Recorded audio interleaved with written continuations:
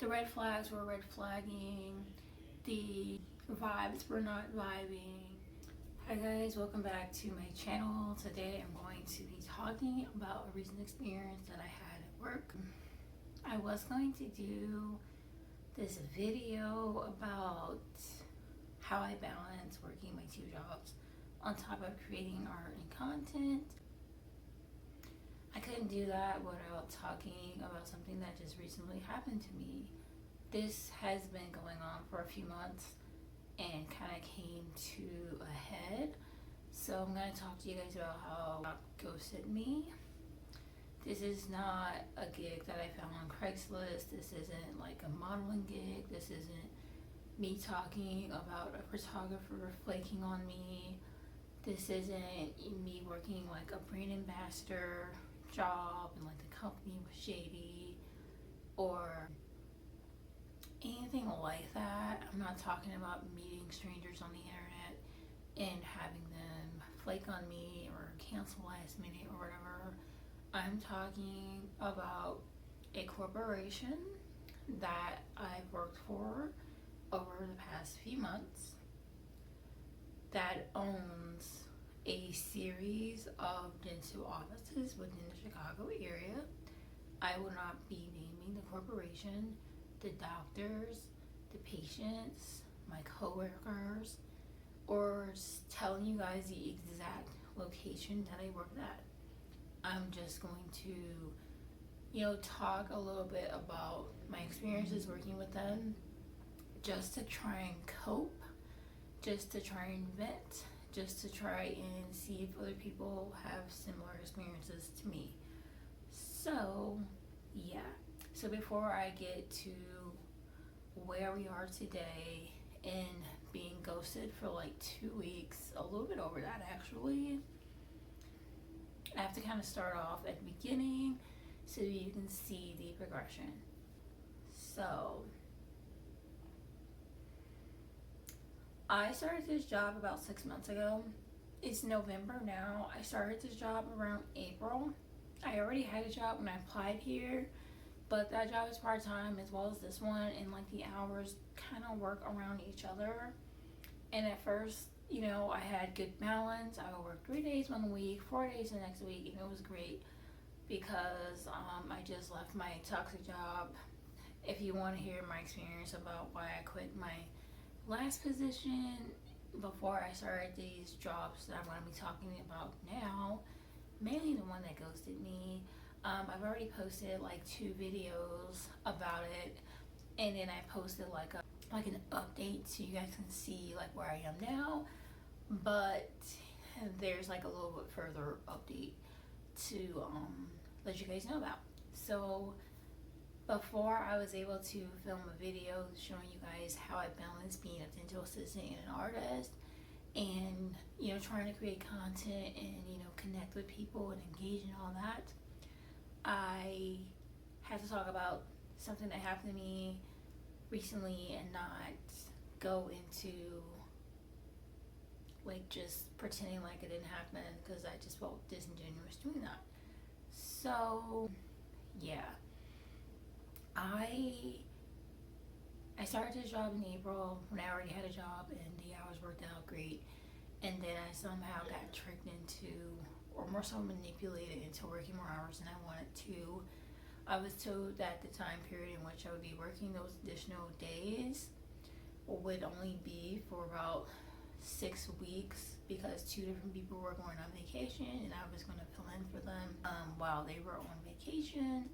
And those people left and came back from vacation, but even after those people were back from vacation, I was still working those extra hours, and I was like, do you still need me on such and such days because so and so is back from vacation and such is back from vacation, and you told me that you only needed me to work those extra days while those people were on vacation and they're back. And the office manager was like, no, because I have this and I have that going on and we still need you to work those days and times. So this went on for an additional month. And those extra days and times, in addition to how things were at my other job, resulted in me working 6 days a week. And I never wanted to work 6 days a week because I know my tolerance, I know my limitations. I had just left a toxic job in which I was completely burnt out from, and I wasn't looking to enter into a new job or series of jobs that would require me to work 5-6 days a week. I just could not do it anymore. I'm to a point in my life where I know that if I put in a situation where I work about 6 to 7 days a week, I can only do that for about 3 or 4 months before I crash and burn and just want to say fuck everything. So that was not going to be like a sustainable thing for me. And I'm also to a point now where if I have to work like 5-6 days a week, or just 5 days a week, even that's only gonna last me about 68 months. So working like 3-4 days a week is more ideal for me. Working 3 days one week, 4 days the next week, that's, more of a balance for me. I told both of my employers that, I want to work part-time. Their positions were advertised as part-time because I want to work part-time hours. I want to have flexibility. I want to have a work-life balance and everything. I felt like because I was new to this position and I was trying so hard to impress the people around me, improve myself as a good employee and all that stuff that they tell you to do, that I didn't really take into trying to be more firm with my boundaries and trying to be more, more stern with it. Like, no, I told you I only want to work X amount of days per week, and now you have me working these extra shifts that put me in a position to work 6 days a week, and I don't want to do that. And I only agreed to do so for this amount of time, and now you're adding an extra time, and I didn't sign up for. So now that those 2 people are back from vacation, I would no longer be available. Like, instead of saying that, I just, was like, oh, okay, and I just went along with it for an extra month. And at the end of the 3rd, 4th month of working 6-day work weeks, I was ready. I had already made a list of both of my jobs, pros and cons, and I was just about to close my eyes and do an any, mini, miny, mo, what you have got to go. I was at that point because I just didn't want to be put in that situation anymore. But then, the schedule changed, schedule lightened up, and they told me they didn't need me for those additional days and times anymore, so I was no longer working those 6 days a week. So I felt, a little bit of relief in that. So I didn't feel that pressure anymore, so I didn't feel like I needed to quit that job again. And I'm not really the type of person that is so anxious to just quit jobs here and there. I'm not the type of person that, I only want to stay at a job for a couple months and then leave. No, I want to have jobs that last me for years and grow with them and, learn and, just be in an environment where I feel like I can flourish. That is my ideal thing. But sometimes you're put in situations where you have no choice but to leave. And I don't want to leave over every little thing. I tend to let jobs push me to a breaking point to where I either get fired for some dumbass reason, or somebody does something that pisses me off and I'm forced to curse them out and then I have to leave, or I'm just reach my breaking point and I have to leave. That's a habit of mine. I just try and stick it out until I no longer can anymore. And then the past few months, it's just been a little, people have just been acting a little bit funny, and they were like that before, but it's been like that even more so now. Hey guys, my phone just overheated and I needed to delete some stuff from my phone, so sorry about that. You can see me properly.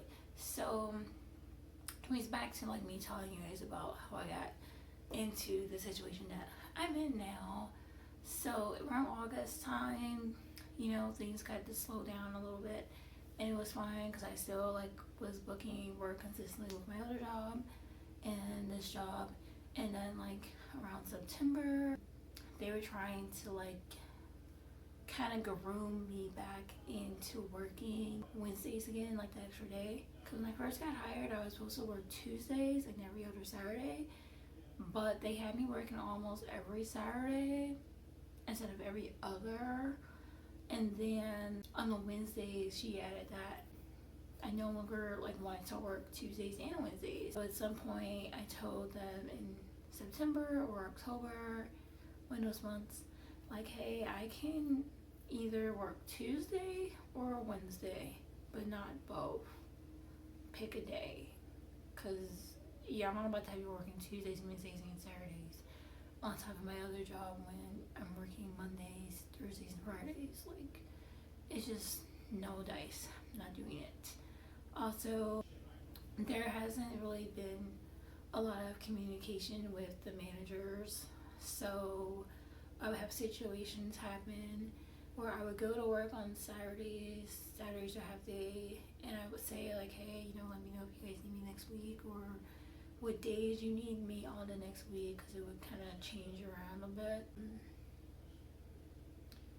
They wouldn't tell me, and then like either on a Tuesday or a Wednesday, the office manager is calling me and she's texting me. She's like, oh, you were supposed to come into work today.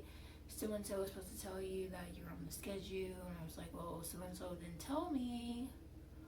And I already made plans.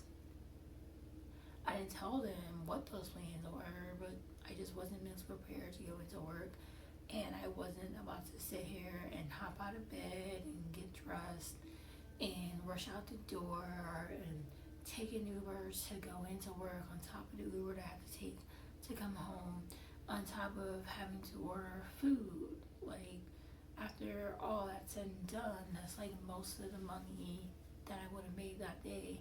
And I just don't appreciate how they would expect me to just stop what I'm doing and hurry up and rush into work, because they didn't communicate with each other properly to let people know what the hell's going on.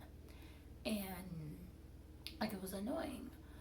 So I was like, oh yeah, I'm not doing that anymore. Like, I started doing that when I first started, because I thought maybe I missed something, or maybe somebody said something to me and I forgot, or whatever, because I was working 6 days a week. So when I'm in the state of working 6 days a week for months on end, and I have to consume so much caffeine just to be able to get up like that, and then I have to take an edible at night to like counteract the caffeine just to get some sleep, I get to a point where I don't really know exactly what's going on, and I'm kind of in this robotic state where I'm just kind of like programmed into work, sleep, work, sleep, work, and back again. And I come into my like right mind on Sundays for like a few hours at a time, and then like I'm back into that mode again,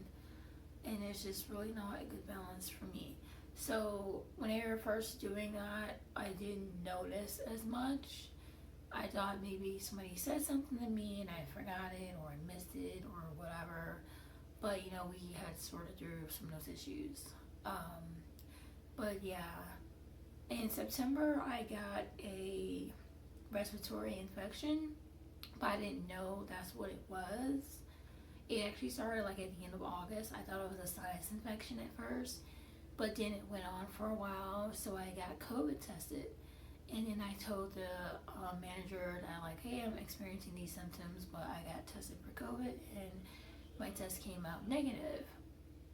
And then they made me quarantine for 2 weeks anyways. So they just took me off the schedule for 2 weeks. I'm like, told you I don't have COVID. Why are you making me quarantine? Whatever.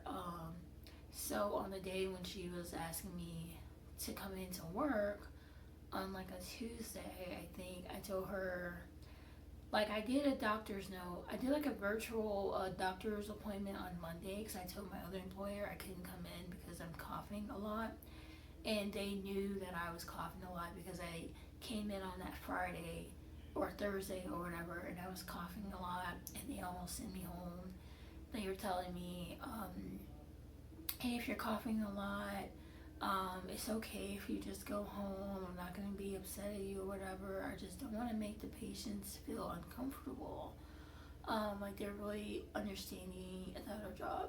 And when I told my other employer, like, hey, I can't come in, I'm coughing too much, I'm gonna, try and go to like a virtual doctor's appointment, see if I can get like a prescription for antibiotics and what's going on and whatever. So I did the virtual doctor interview, and based on all my symptoms, the doctor that I had an appointment with, she told me, it sounds like you have an upper respiratory infection. I'm going to write you a prescription for antibiotics, and they're going to last a week. And, she gave me the information I needed to know what exactly the kind of respiratory infection that I had was, and what was going on, and how long it lasts. And it turns out they last between 1 and 3 months.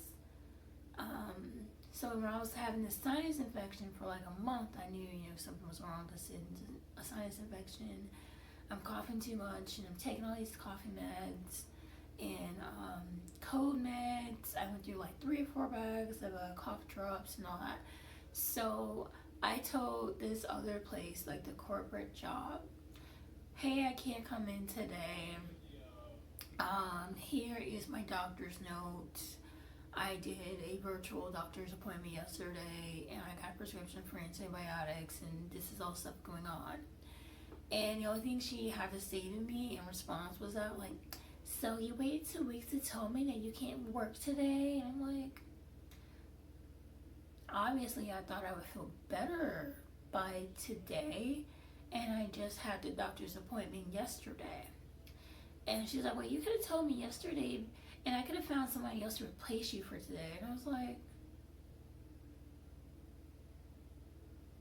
that really disgusted me. Like, I told you I had a fucking upper respiratory infection. I could have died. And I could have gotten a lot of people sick. But the only thing she cared about is that I didn't tell her sooner.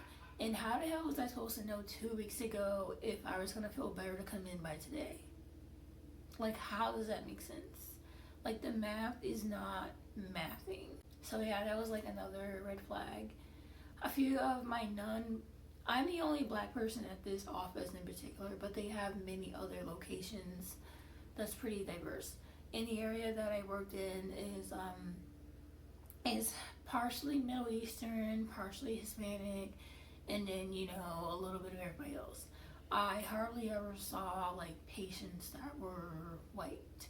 And there was only one white person that worked at the office that I was at. So, with that being said, and I was the only black person there, and it was a pretty POC-friendly environment, a lot of my non-black Latinx coworkers use the N-word freely.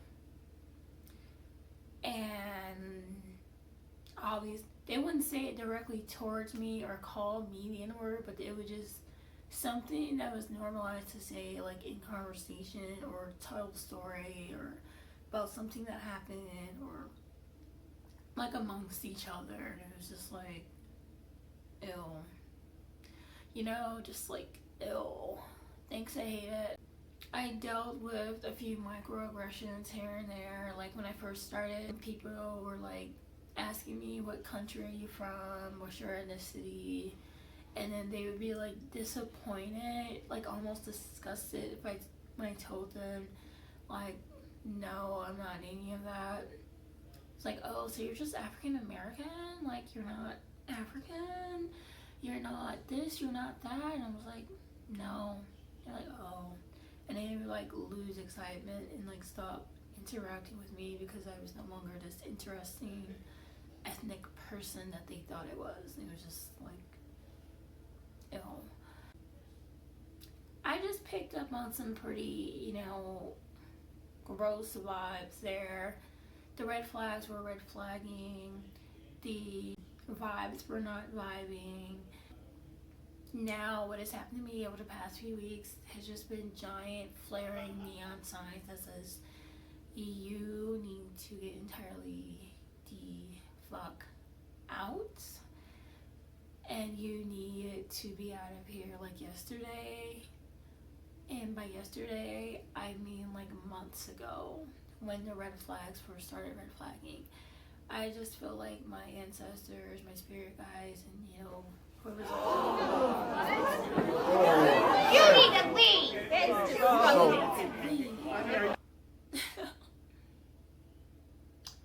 Yeah, like I feel like that's what's been happening to me. But let's talk about what happened over the last 2 weeks. So the last 2 weeks, like 3 weeks ago, I think, sometime like mid-October, I left for a Saturday, and like usual, I would say to like the head assistant or the office manager or whoever, like, hey, what's going on for next week? What are the hours and stuff? And they're like, oh, well, I don't know, but I'll let you know. And nobody contacted me for a week. And then it went on for another week. And then like and I was talking to my boyfriend about it, and he was like, well, have you tried reaching out to them? And I was like, what is the point? What is the reason? Like, this isn't the first time they've done this. It's so shady, and it's so inconsiderate, it's so immature, it's so unprofessional. Like, I don't want to talk to them because I'm going to get the same answer every time. And I did. Like, I reached out to someone, like, within that second week of this happening, and they were just like, oh, I don't know. I was like, hey, do you need me to come in tomorrow? And they were just like, oh, I don't know. They were like, oh, we don't really need you to come in tomorrow, but I don't really know we're going to need you again. I was just like, okay. And then, like, the third week that has happened was this week. So the reason why I reached out to them is because I was trying to log into the Paychex website just to get my pay stubs. I just want to download all my pay stubs from the time that I worked there. One, so I have proof that I worked there. And two, because I need to have 1,000 work hours in the industry to prove that I've been working as long as I have been, so that I can take the continuing education classes that I've been meaning to take for years that I couldn't take before because I didn't have proof that I worked as much as I did, because my previous employers just didn't provide that information. Like, I have some pay stubs from my previous employer that I just left prior to this job, but the thing about that is, because the first few months of me working there, like the first 3-4 months of me working there, maybe even the first 5 months or so of me working there, I was getting paid like under the table via personal checks from her personal bank account.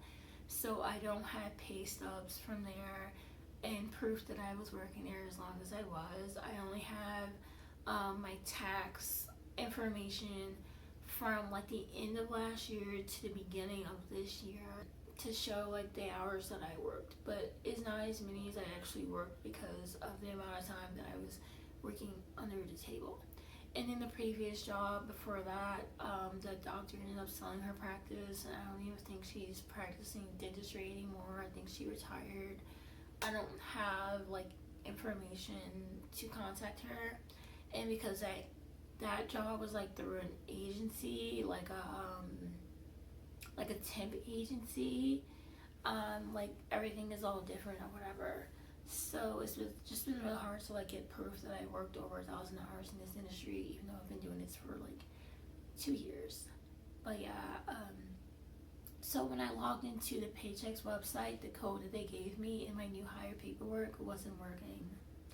And then I contacted the office manager to let her know, like, hey, I just need to get my pay stubs. Like, this code that you guys gave me, it's not working. So she gave me a new one.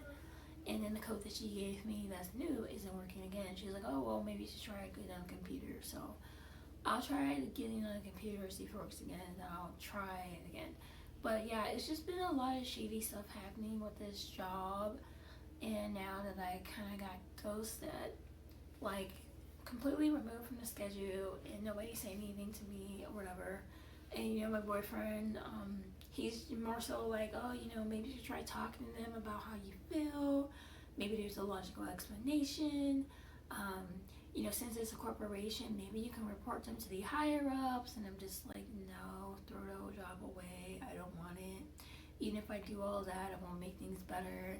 I know how these people operate a lot better than you, and like, One of my rhinestones fell, but it's a different rhinestone from a different day. But anyways, like, it's like I know that the energy just isn't there for me. Like, I just don't even want to just throw the whole job away. I don't feel like being bothered. I feel like the way they've acted over the last few weeks have been really unprofessional. And I feel like because I'm held to such a high standard as a dental assistant, and there's a lot of things that I have to do to be like respectful of my environment, then I should be able to expect that from the people that I'm working with as well. And if I'm not going to get that, then I don't feel like being bothered.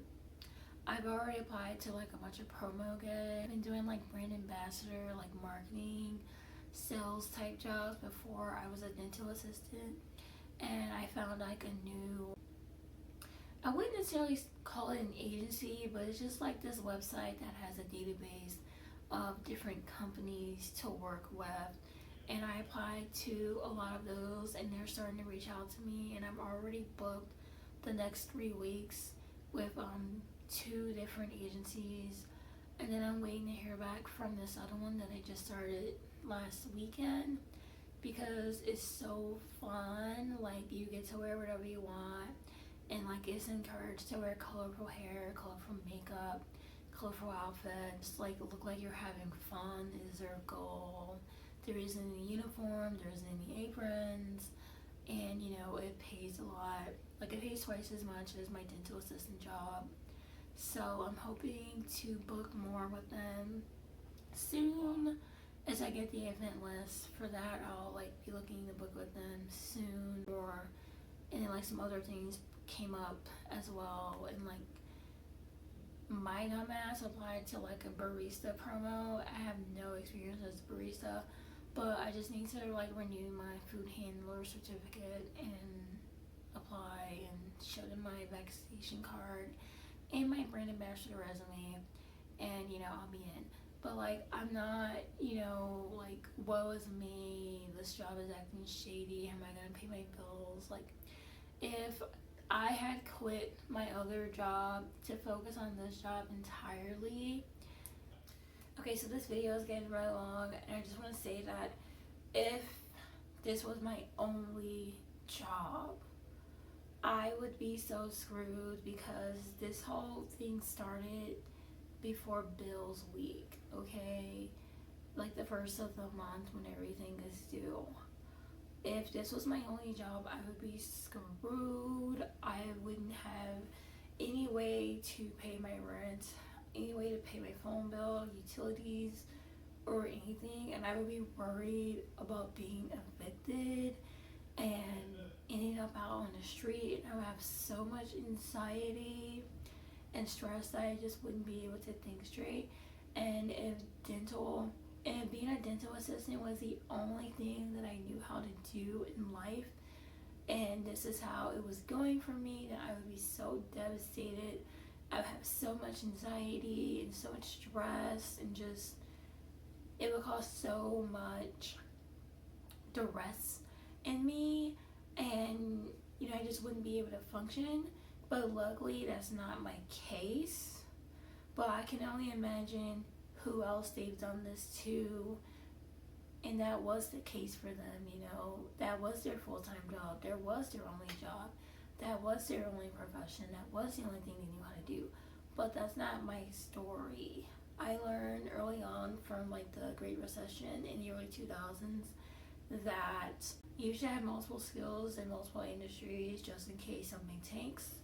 You should be able to know, you should be able to diversify your income streams. You should be able to diversify your job skills and your job profession, and not put yourself in a box to only know how to do one thing, because if that industry crashes or if that job doesn't work out, you want to be able to bounce back into other things. You want to be able to diversify everything so that it's not just one thing that you know how to do, or if it's just one job that you're doing, or one stream of income. So luckily that's not my story, and I've been able to apply to some part-time jobs to help me balance everything out and not be super stressed out. I can just look at this experience and be like, you know what? I tried working for this company. It was a learning experience. It's obvious that I still have a lot of trauma from previous work environments to heal from, and I've gotten better at practicing boundaries, and I'm okay because of it. I'm okay because I still have my other part-time job. It's a little slow right now, but I still have it. I'm okay because I have access to resources that allow me to tap into other part-time side hustles and little gigs and stuff. I'm okay because I have 2 Etsy shops, and I know that if I create some new products and promote it on social media, then I can generate sales for myself. I'm okay because I have other things that are making me money. I'm okay because I listed a whole bunch of stuff on Redbubble during quarantine, so I'm getting sales from that almost every month. I'm okay because I have like 5 different resumes for 5 different industries, and the skills that I've learned being a brand ambassador, the skills that I've learned being an assistant in different industries can also apply to a multitude of different things that are very profitable right now. And there's a lot of entry-level positions that are high paying with full benefits that are opening up, and there's a lot of places that are work from home. So, and I have joined a lot of groups that are work from home, and I follow a lot of people on YouTube that post a lot of like work from home side hustle content that I know that I can tap into. So while I am okay and I'm not stressed out financially being in the position that they have put me in, I just feel bad because I know that based on how long this company has been around and just seeing the city practices that they've been doing and being like what I've gone through over the past few months, I can only imagine how many other people that they have done this to and will continue to do this to, and how that has causes people to go into depression, anxiety, and face eviction or addiction, suicide attempts, whatever. And I'm very fortunate that that is not my case. And I just feel like how I was treated is completely unacceptable, and I just want to throw the whole job away. Like I said earlier, the red flags were red flagging, the vibes were not vibing, and I am someone that is spiritual. I am someone that identifies as an empath, and I'm very aware of energy, my own energy, and the energies that I interact with. And I know that when I interact with different people with different energies and it doesn't work out, then it affects me on an energetic level, and it affects my creativity, my productivity, and it throws me off my track, and it off centers my overall life path and life journey, and overall it's just like a waste of time and it's not worth it. There are other dental assistant jobs out there, full-time, part-time. There are other offices that I could be working at and not deal with any of the stuff. And I'm just to a point now, after dealing with negative experience after negative experience within the dental industry, I've decided, one, I will no longer sit here and let these jobs drive me nuts. I will leave when things get to a point where I cannot take it anymore and just go. Two, I need to state my boundaries early on and keep consistent with that. Three, I need, one of the things I've taken from this experience is that being in this career or any job does not guarantee stability. It does not guarantee consistency in your income. My income still fluctuates every month, just as much as it did when I was doing freelance work solely. Don't abandon the things that make you happy to try and fit into these jobs more. Like, yes, you should take your job seriously and you should try and aim higher and do good things and all that, but you don't have to do it at the expense of yourself, because the work will always be there. Jobs come and go, but your mental health is forever. When you interact with certain people that are just not the vibe or not the energy, there's something in their spirit that just doesn't resonate with you, in your spirit, in your energy. And that's okay, but you really need to get the fuck away from those kind of people.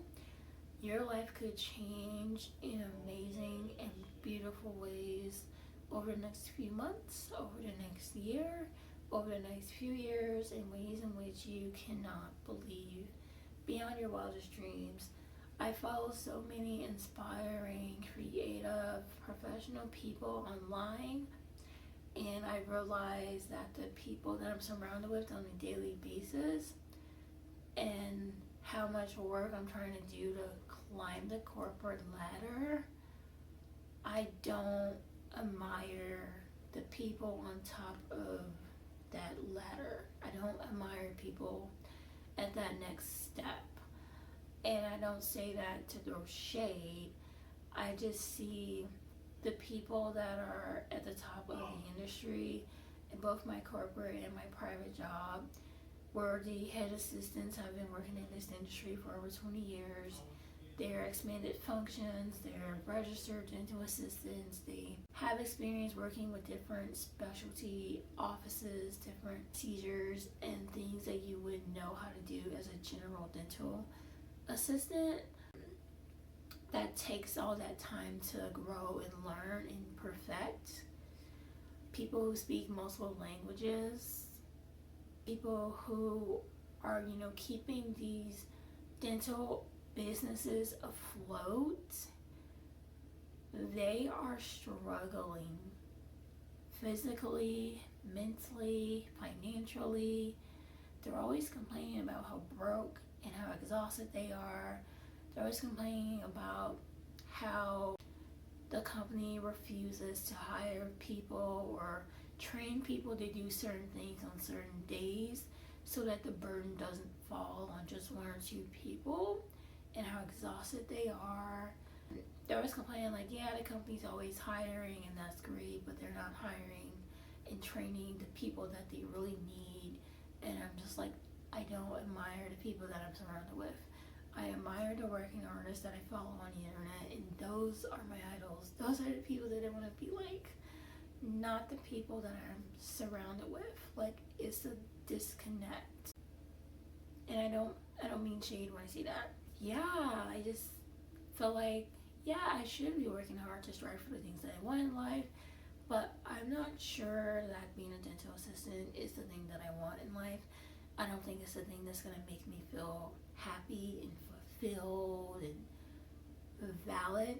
And as I grow older and I'm achieving some of those things that I worked so hard to get into, I'm realizing that I don't need to be at a certain point in my career in order to be valid in my career, in order to be respected in my career. Those are things that I just deserve, just based on, basic human decency.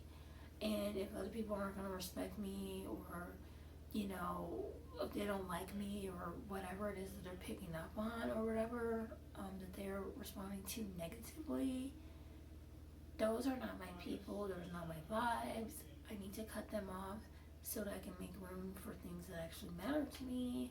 So, thank you guys so much for watching. I know this has been a really long video of me just kind of rambling about my experience being ghosted. And yeah, I did my makeup in ghost style makeup today to kind of go with today's topic of being ghosted.